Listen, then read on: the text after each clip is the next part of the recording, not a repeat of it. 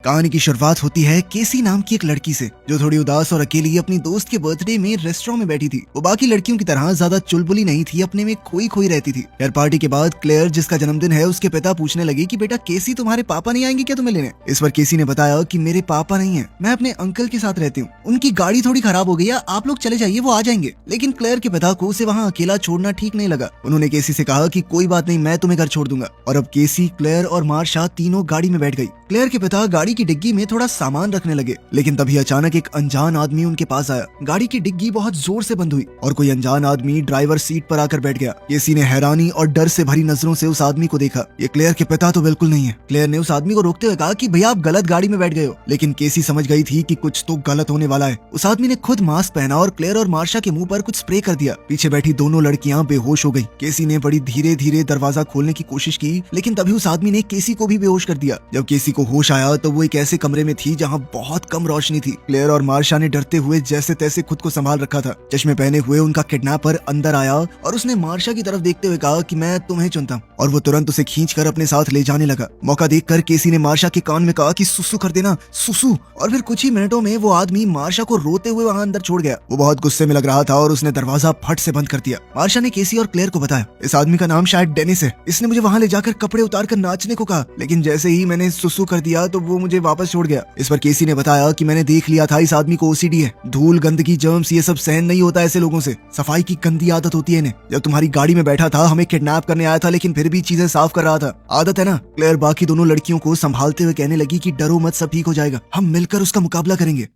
वहाँ टीवी की स्क्रीन पर 3 लड़कियों के गायब होने की खबर चल रही थी। एक बूढ़ी साइकाइट्रिस्ट डॉक्टर कैरन अपने कंप्यूटर पर काम कर रही थी। उसने देखा कि बैरी नाम के एक मरीज ने अपॉइंटमेंट बुक की है। वहीं दूसरी ओर क्लेयर प्लान बना रही थी कि अगर वो किडनैपर आएगा तो हम तीनों मिलकर उस पर हमला कर देंगे। लेकिन केसी ने कहा कि उसने इतने प्यार से उठा लिया था मार्शा को, बहुत ताकतवर है वो हम तीनों से। केसी ने कहा कि मुझे थोड़ा और वक्त चाहिए उसे समझने के लिए, क्योंकि अभी तक वो समझ नहीं पाई कि ये आदमी चाहता क्या है। केसी ने कहा कि मैं पक्का तुम्हारी मदद करूंगी, लेकिन पहले मुझे चीजों को देखने दो। अब डॉक्टर कैरन के क्लिनिक में एक आदमी टोपी और खुला सा कोट पहन कर आया और नॉक करके अंदर आ गया। ये आदमी बैरी है, लेकिन दिखता बिल्कुल डेनिस की तरह है, लेकिन इसकी पर्सनालिटी बहुत ज्यादा अलग है। यह डॉक्टर कैरन पहले से जानती है कि इस आदमी के शरीर में बहुत सारी पर्सनालिटीज हैं। कुल मिलाकर 23 लोग रहते हैं इस आदमी के दिमाग में। कैरन को शक हो रहा था कि ये बैरी नहीं, कोई और पर्सनालिटी है, क्योंकि वो चीजों को सही जगह पर रख रहा था। ये हरकतें तो डेनिस की हैं। खैर लड़कियां अभी भी उस बंद कमरे के दरवाजे से झांकने की कोशिश कर रही थी। उन्होंने देखा कि शायद किडनैपर के साथ कोई औरत भी है। ये औरत डेनिस से बात कर रही थी, जो लड़कियों के हिसाब से किडनैपर का नाम है। अचानक से वो औरत दरवाजे के पास आई और उसने कमरे का दरवाजा खोला।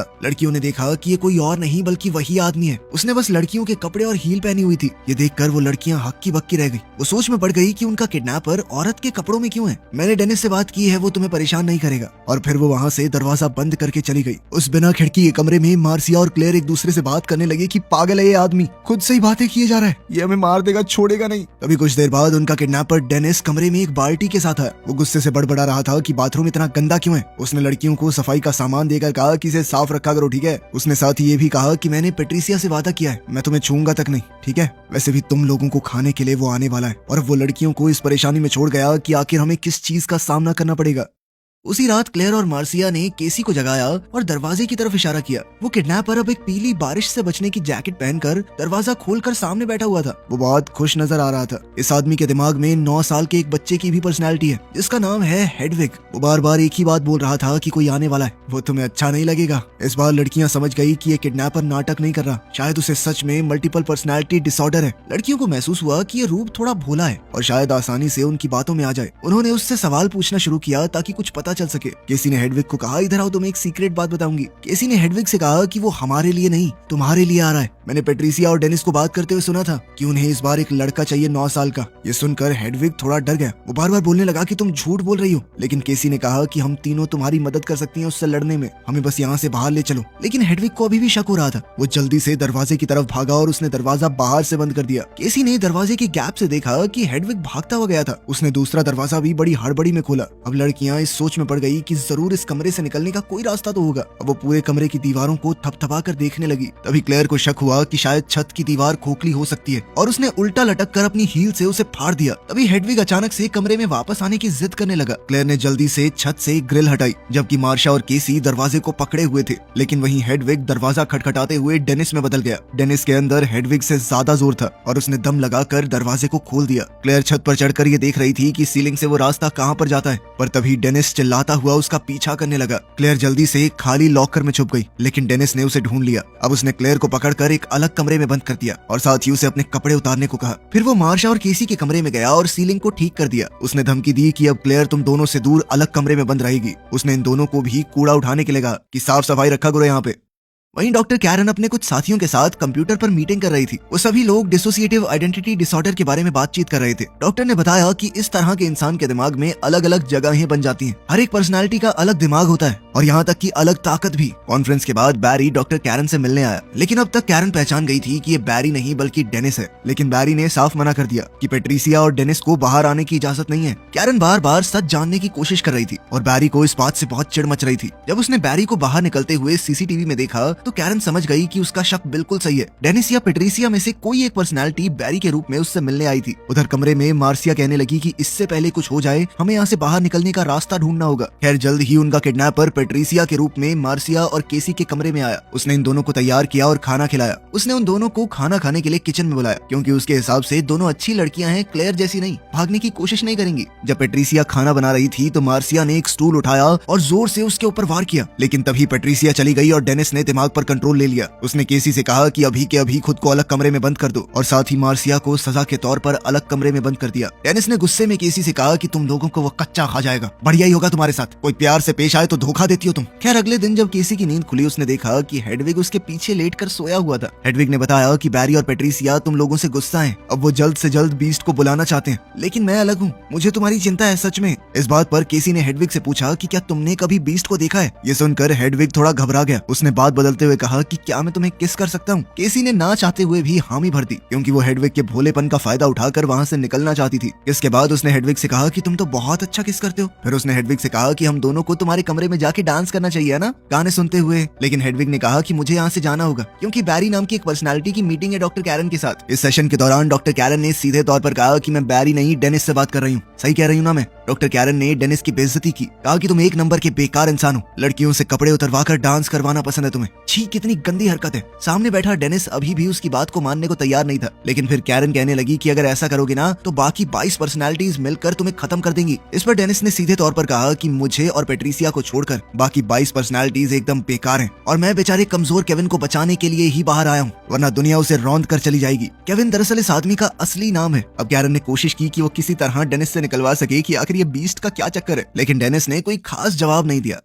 इस सेशन के बाद जब घर जाकर हेडविग कंट्रोल में आया तो वो केसी को अपने कमरे में ले गया। केसी थोड़ी डरी हुई अंदर गई। स्टीरियो में जोर से गाने चलाकर हेडविग नाचने लगा। केसी ने कहा कि तुमने तो कहा था तुम मुझे खिड़की दिखाओगे, लेकिन इस पर हेडविग ने अपने हाथ से बनाई हुई एक खिड़की की ड्राइंग की तरफ इशारा किया। ये देखकर केसी पूरी तरह टूट गई। उसे लगा था कि एक असली खिड़की होगी, वहाँ से वो आवाज लगाकर किसी को बता पाएगी कि वो फंसी हुई है। अब केसी नाराज होकर वहाँ से जाने लगी कि तुम्हारे पास कुछ नहीं है, तुम झूठे हो। पर तभी हेडविग ने उसे मनाने के लिए एक वॉकी टॉकी दे दिया, कहा कि असली है। केसी ने इस मौके का फायदा उठाने की कोशिश की और वॉकी टॉकी में कहा कि हमें बचाओ, हम फंसे हुए हैं। लेकिन दूसरी तरफ से जिस आदमी को सिग्नल कनेक्ट हुआ था उसे लगा कि कोई मजाक कर रहा है। केसी ने उस आदमी को पूरी बात बताने की कोशिश की ताकि वो उन्हें वहाँ से निकाल पाए, लेकिन हेडविग ने वॉकी टॉकी वापस ले लिया और केसी को अपने कमरे में भेज दिया। इसके बाद डेनिस ने शरीर पर काबू पा लिया। उसने केसी से कहा कि एक बार रात खत्म हो गई तो दानव खुश हो जाएगा। उसने केसी से कहा कि जल्द ही बीस्ट जागने वाला है और तुम सब लड़कियां उसका खाना बनोगी। अब केसी को अपने बचपन की एक झलक याद आई। वो अपने घर के पास वाले जंगल में घूम रही थी जब उसके अंकल जॉन एक बड़े से पत्थर के पीछे छुपे हुए थे। उन्होंने केसी को अपने पास बुलाया। केसी इस वक्त जंगल में अकेली थी बिना अपने पिता के।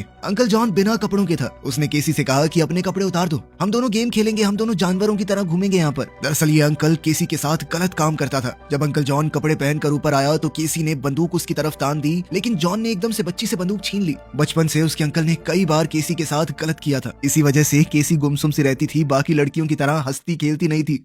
शाम के वक्त जब डॉक्टर कैरन ने अपनी ईमेल चेक की तो पता चला कि बैरी ने बहुत सारे मैसेज कर रखे थे। उसने बार बार लिखा था, वी नीड यू, हमें आपकी जरूरत है। कैरन समझ गई थी कि डेनिस जरूर बाकी पर्सनालिटीज को दबा रहा है और वो उससे मिलने उसके घर पर आई। डेनिस कैरन को बैरी के कमरे में ले गया और उससे थोड़ी बहुत बातचीत की। उनकी बातचीत के दौरान कैरन को यकीन हो गया कि डेनिस अब इस शरीर पर पूरी तरह हावी हो चुका है। उसे पूरा शक हो गया था कि डेनिस ने ही उन 3 लड़कियों को किडनैप किया होगा। मौका मिलते ही डॉक्टर कैरन ने जल्दी से जाकर एक कमरे का दरवाजा खोला। वहाँ उसे क्लेयर जमीन पर पड़ी हुई मिली, लेकिन तभी पीछे से डेनिस आ गया और कैरन को दवाई सुंघाकर बेहोश कर दिया। केसी अंदर से दरवाजा खोलने की कोशिश कर रही थी और बाकी दोनों लड़कियां भी खुद को आजाद करने के लिए सही वक्त ढूंढ रही थी। डेनिस ने एक मॉल से फूलों का गुलदस्ता खरीदा। जब वो घर वापस आ रहा था तो केसी एक कमरे में गई जहाँ पर कंप्यूटर रखा हुआ है। इस कंप्यूटर में उसे 23 अलग अलग पर्सनालिटीज की वीडियोस मिली। उधर डेनिस एक पुराने रेल के डब्बे में पहुंचा और यहाँ वो अपनी 24वीं पर्सनालिटी यानी कि बीस्ट में बदल गया। वो और बड़ा हो गया और जानवर की तरह चलने लगा। वो जानवर की फुर्ती से भागकर घर की तरफ गया। कैरन को होश आया तो उसने डेनिस की टेबल पर ही नोट्स लिखना शुरू कर दिया। वो दानव के रूप में घर के अंदर पहुंच गया। कैरन ने धुंधली आंखों से चाकू उठाया और पीछे खड़े जानवर पर वार करने की कोशिश की,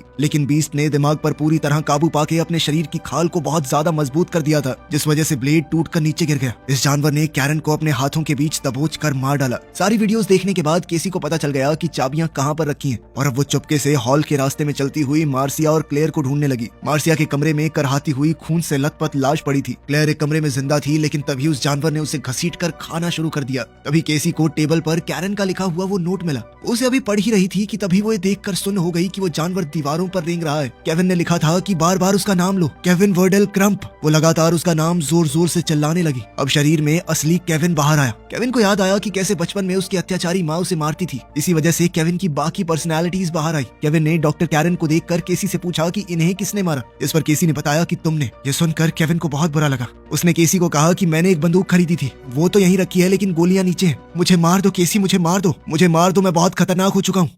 अब केसी की आंखों के सामने ही अलग अलग पर्सनालिटीज बाहर आने लगी। जब हेडविग सामने आया तो केसी बंदूक ढूंढने लगी। अब केसी समझ चुकी थी कि जल्द ही ये दोबारा जानवर में बदलने वाला है। अब वो नीचे कमरे में जाकर गोलियां ढूंढने लगी, लेकिन इससे पहले कि केसी सारी गोलियां भर पाती, जानवर सामने आ गया। जानवर ने उसे खींचा और इस सब में उसकी स्वेटर फट गई। केसी ने मौका देखकर दोबारा बंदूक उठाई और भाग निकली। अपनी घायल टांगों के साथ भी वो किसी तरह दूसरे कोने में पहुंची। अब उसने बंदूक उस जानवर की तरफ तानी हुई थी जो धीरे धीरे उसकी तरफ बढ़ रहा था। जिस तरह केसी के पिता ने उसे शिकार करना सिखाया था, बिल्कुल वैसे ही उसने जानवर पर निशाना लगाया। अब केसी के पास सिर्फ 2 ही गोलियां थी और उस जानवर पर पता नहीं कैसे गोलियों का असर नहीं हो रहा था। अब वो जानवर अपने हाथों से लोहे की सलाखें मोड़ने लगा। तभी अचानक उसकी नजर केसी के शरीर पर लगे निशानों पर पड़ी। उन्हें देखकर वो समझ गया कि केसी के साथ भी बचपन में कुछ गलत हुआ है, जैसा उसके साथ हुआ था। इस वजह से उसने केसी को वहीं जिंदा छोड़ दिया और वहां से चला गया। अगले दिन एक आदमी वहां आया जिसने केसी को पिंजरे में फंसा हुआ देखा। वो केसी को बाहर लेकर आया और केसी किसी तरह बच गई। मौका मिलने पर केसी ने सब कुछ बता दिया कि किस तरह उस आदमी ने उन्हें किडनैप करके बेसमेंट में 3 औरतों का खून किया। पहले इस बात पर ज्यादा विश्वास न करने वाली दुनिया को अब पूरा भरोसा हो गया था कि डिसोसिएटिव आइडेंटिटी डिसऑर्डर सच में एक बीमारी है जो बहुत ज्यादा घातक है। उधर वो जानवर अभी भी जिंदा था और ये देखकर खुश हो रहा था कि उसके शरीर पर तो गोलियों का भी असर नहीं होता। वीडियो पसंद आई तो लाइक कर देना, चैनल को सब्सक्राइब कर लेना। मिलते हैं अगली वीडियो में।